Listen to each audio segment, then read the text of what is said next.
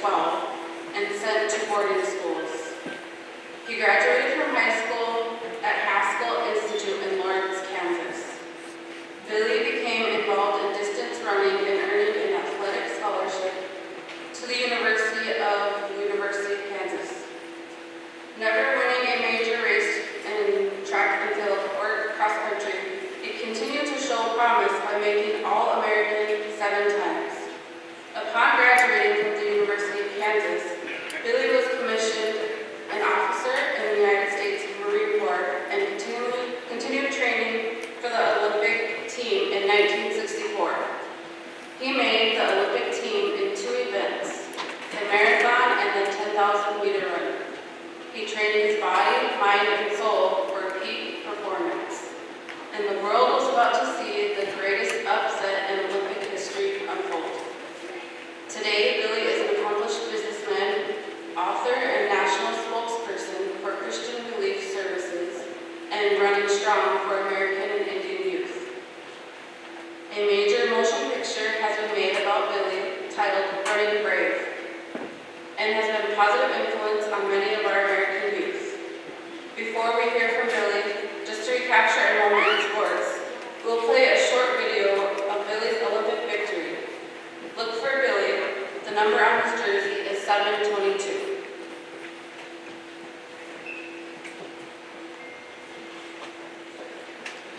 Tokyo, 1964. Some of the athletes from various teams have both relaxed to get a closer look. He'll throw.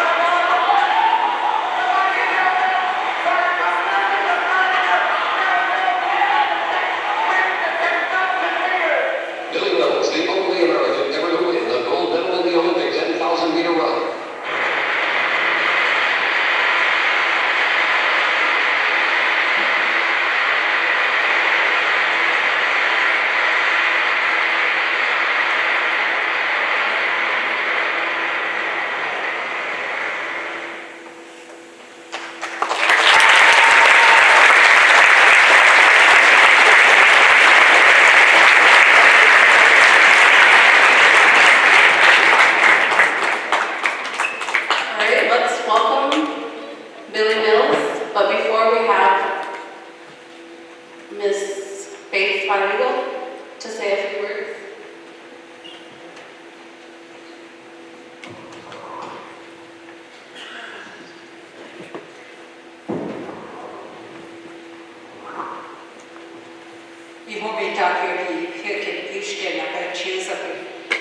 What I wanted to mention, quite a good coincidence, yesterday was declaration of Billy Mills Day in South Dakota. Let's have a hand for that.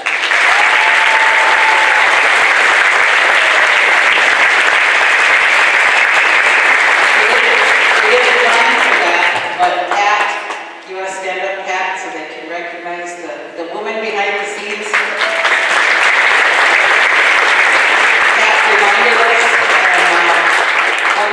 Proclaimed that in 2018, I believe it was, and so it wasn't, I think, a coincidence. It worked out that Wagner could honor him during this time.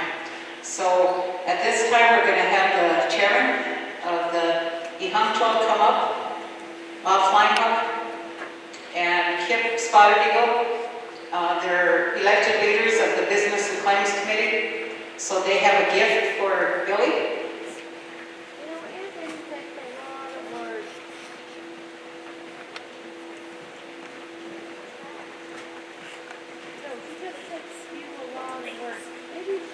Let's hear it for Billy.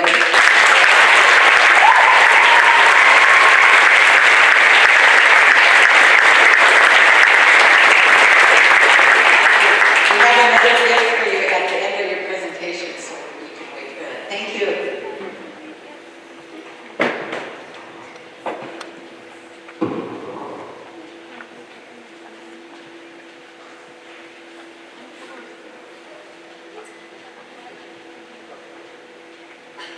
Well, I was not expecting that. Thank you. I can't begin without congratulating the girls' basketball team.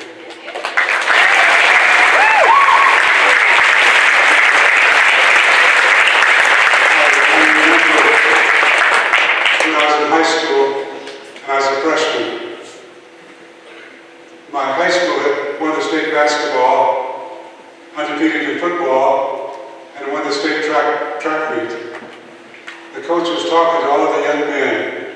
I was the second smallest one, 5'2", and 104 pounds. And he said, one of you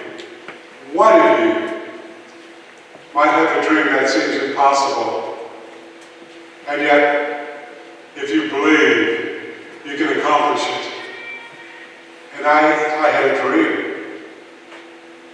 And some of the older football players started making fun of me because I wanted to be a good athlete. I wanted to see the other side of the mountain. And the coach came to my defense. And he said, don't let anybody take your dream from you. I was told it's the journey, not the destination, that empowers you. I was told it was the daily decisions you make in life, not just the talent you possess, that choreographs your destiny. After traveling to 110 countries now, I'm getting close to seeing the other side of the mountain. And what I've taken from the experience of traveling worldwide is a true sense of global unity through the dignity, character, beauty of global diversity. Unity through diversity. Not only the theme of the Olympic Games, far more important, the future of humankind. And you have a very diversified school of two very strong, beautiful cultures. Unity through diversity is the future of America. Your dreams, individually and collectively, America awaits your dreams. So I'm going to start by talking about footprints and about dreams. There's always obstacles in your way. I was 8 years old. My mother died. And as I was mourning the loss of my mother, my father kissed me on the cheek. He hugged me and said, "Son, you have broken wings. Your wings are broken. Today, you can't fly. But I'll share something with you. And if you're willing to follow it, someday, you can have wings of an eagle." He took a stick, he drew a circle. The saw was all flopped up.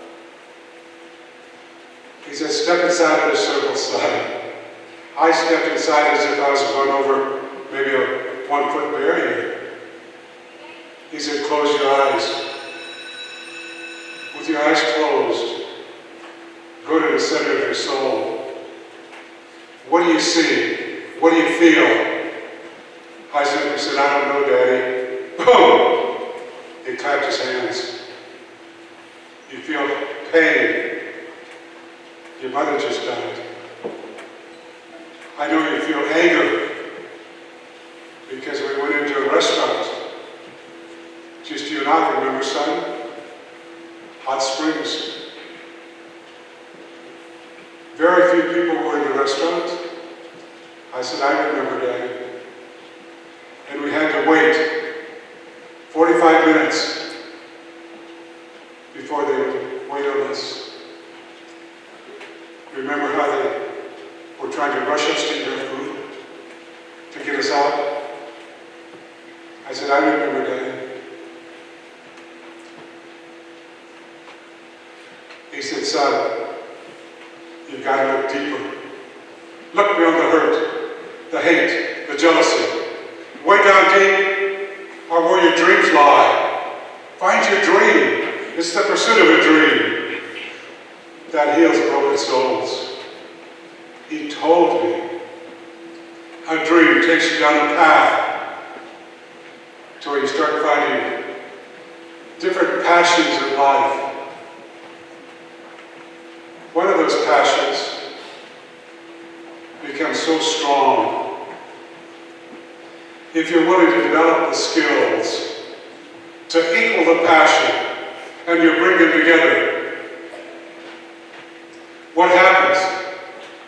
Again, I said, "I don't know, Daddy." Boom! He clapped his hands. I'll tell you what happens. If you find your dream, you develop the skills, find the passion, bring the passion and the skills together, magic happens, son. Magical things can happen. I want you to create the magic, son. Then he said, "Take your culture, your traditions, your spirituality, extract from them the virtues and the values that empower them."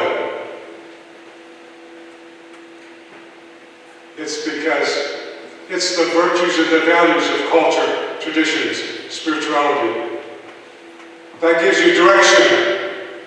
It gives you confidence.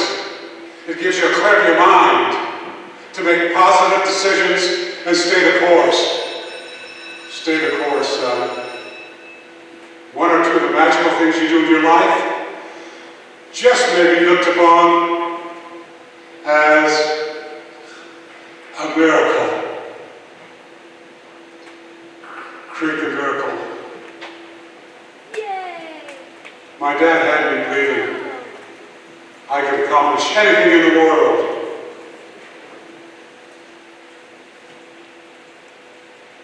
And then he said, one afternoon, when I'm going to share next, it usually happened at night, 3 o'clock in the morning, a blizzard.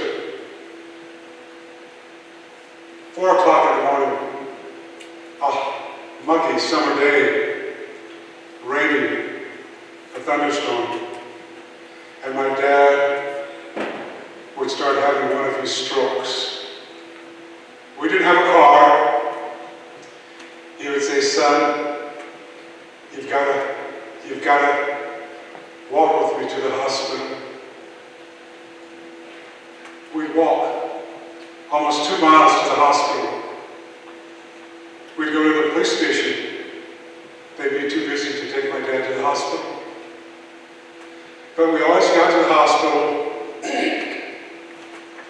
and made my daddy well.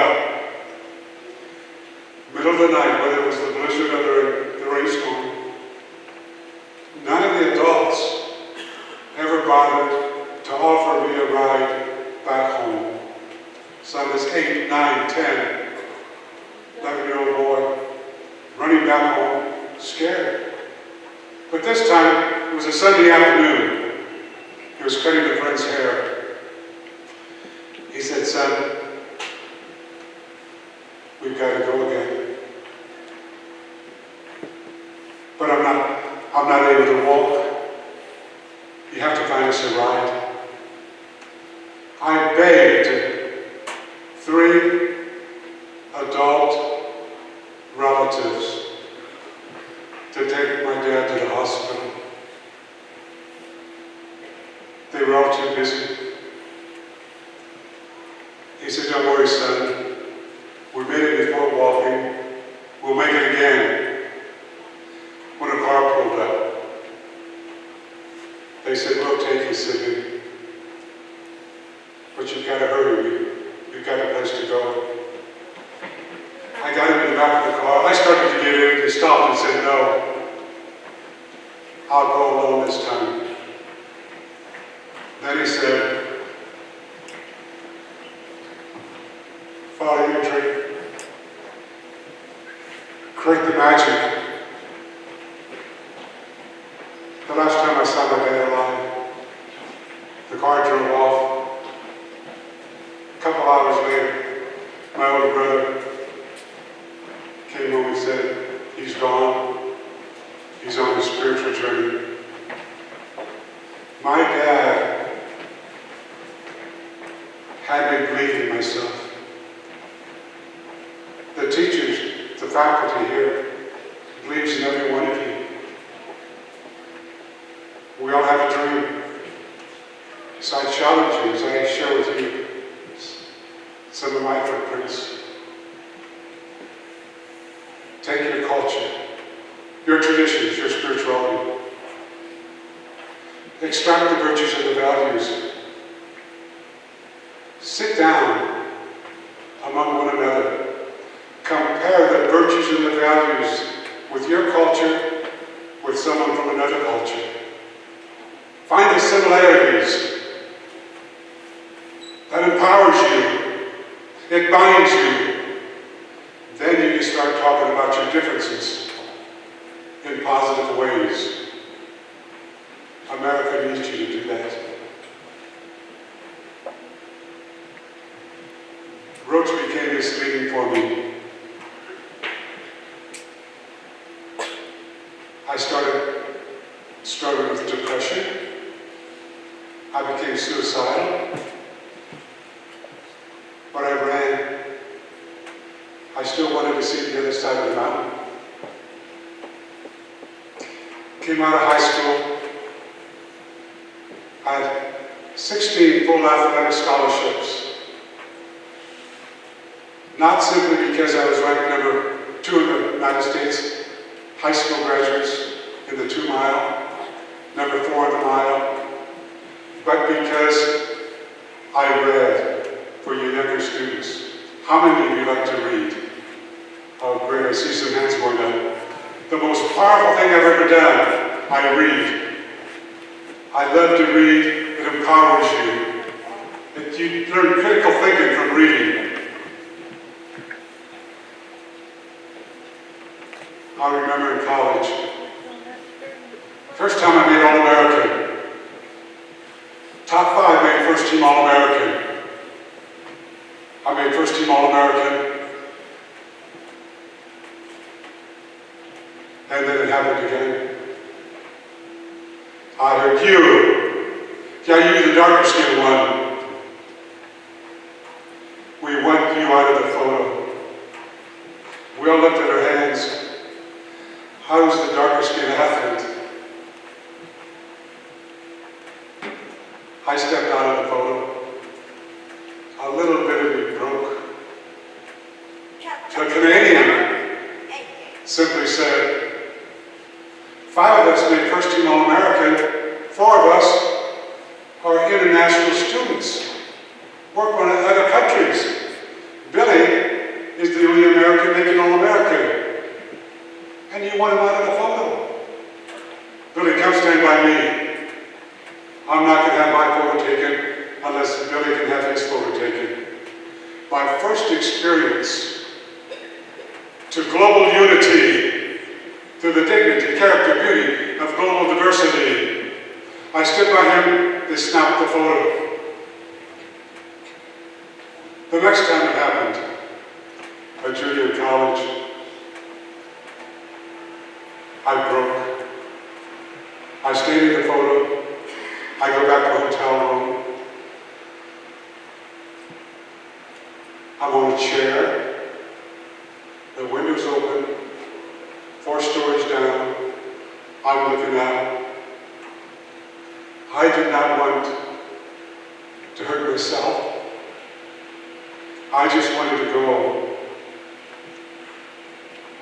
where it would be over, where it would be quiet. But I want to tell you why I didn't jump. I didn't hear through my ears, underneath my skin, energy, movement that spoke an unspoken word. I heard, don't. Then loving, compassionate, strong, don't. Like an echo, don't. It sounded like my dad's voice, who died when I was 12 years old. I got off the chair, and I wrote down a dream to heal a broken soul. I wrote down gold medal, Olympic 10,000 meter run. The Creator has given me the ability. The rest is up to me. Believe, believe, believe. I go back to the University of Kansas, and I met a young student. And I was attracted to her. I followed her. She probably thought I was stalking her. Finally, we started talking. And a year later, we were married. And Pat and I just celebrated our 61st wedding anniversary.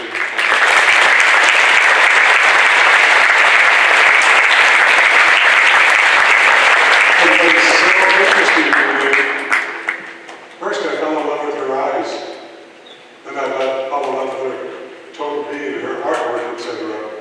And I wake up in the morning, and I look in her eyes, and one of the first things I say is, after 61 years, and she just rolls over the other way. Gosh, she had beautiful eyes. So I've been very, very fortunate. But we set on a plan. I became her support system. She became mine. Graduated from the University of Kansas. But almost every race I ran, I would struggle at the finish. The coaches would say, low self-esteem, orphaned, minority. You have to learn how to deal with those issues. Poverty. Well, I found out what those issues are. I've struggled with them since high school. On my pancreas, I have a tumor. Anybody gets a tumor on the pancreas, they're dead. It's non-cancerous. It spews insulin. Takes me high, drops me drastically. Almost into a diabetic coma. It's called insulinoma. Women, Noma in their 40s or 50s. They say I probably got it when I was in high school. 1 year before the Olympic Games, I was diagnosed. They said, we can't help you prepare for your races. Try a more healthy diet. They tried to educate me, but nobody knew much about it. But it helped me.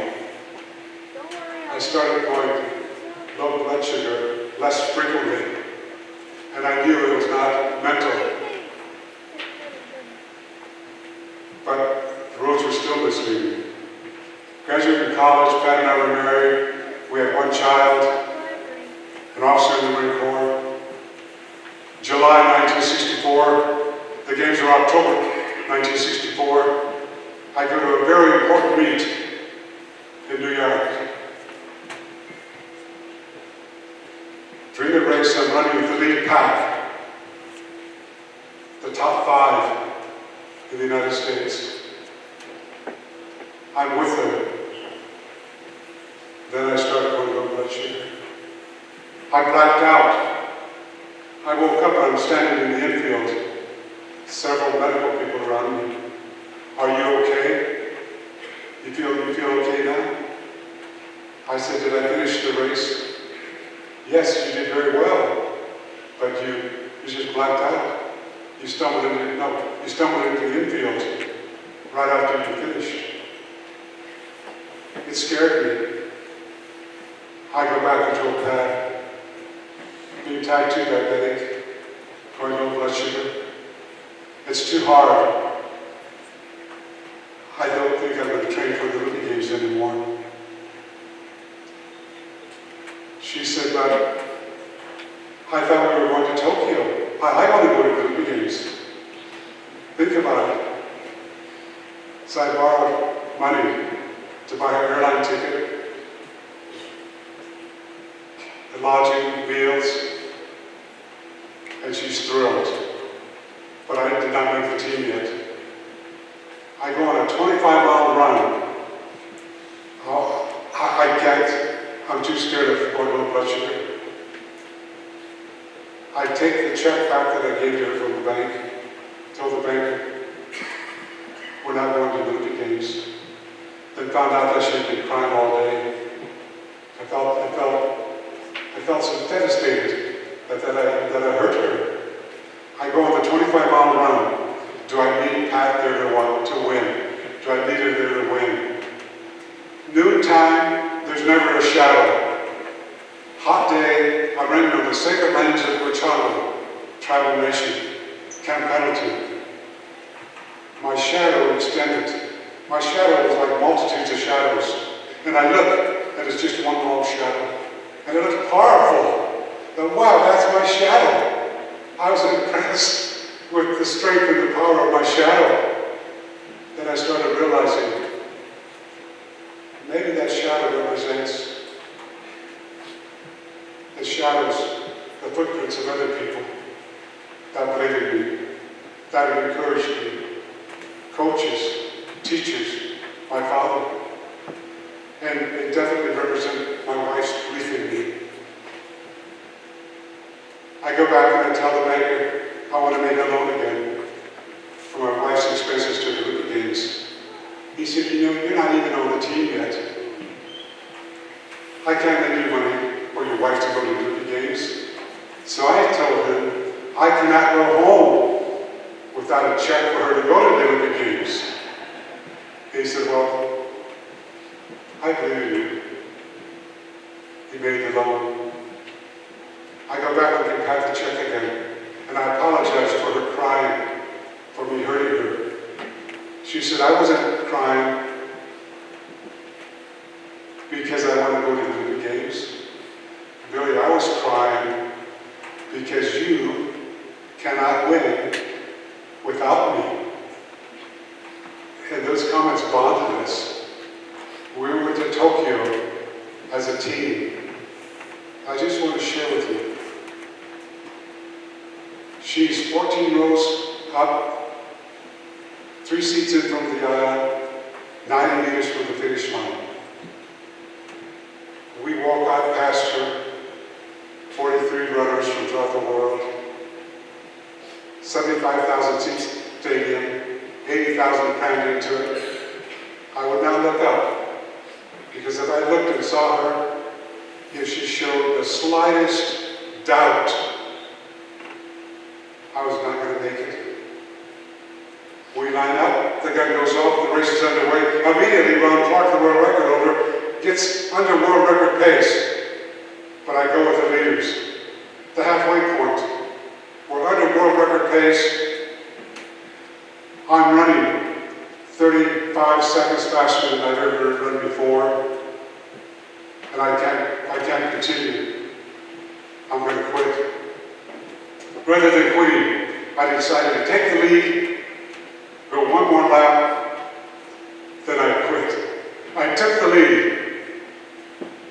Immediately, Clark came back around me, and he slowed the pace. A major signal that the race was too fast for him too. His own pace was too fast. Lap after lap. 2 laps to go. There's 4 of us left. The Ethiopian began to fade. There's 3 of us left. I have a medal for sure. But the pace is too fast for me. I was going to take the lead and slow the pace. I took the lead. Less than 2 laps to go. Ron Clark came rushing by me again. He slowed the lead. I knew I was in the race to the finish line.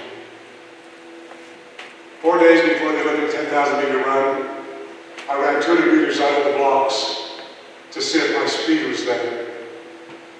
Everybody left the practice track in Tokyo.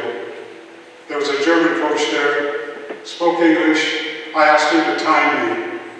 I came out of the blocks, I'm pumping, lifting my knees, running. I crossed the 200 meter mark, and I shout back across the track, "How fast?" His words, not too fast. What's my time? He said, poor start. Maybe 23 flat with a good start. And I go, yes, yes. He said, what event? I said, the 10,000 meters and the marathon. He goes, oh, very fast. I doubled it, I converted it, and I felt it was like a 48 plus 48.8, 48.9, 400 meters. And in those days, if you could run sub 49 for a quarter mile, and you were a 10,000 meter runner, you could pretty much run with anybody in the world. So I lined up the race the other way. Now we're down into the last lap to go, the video.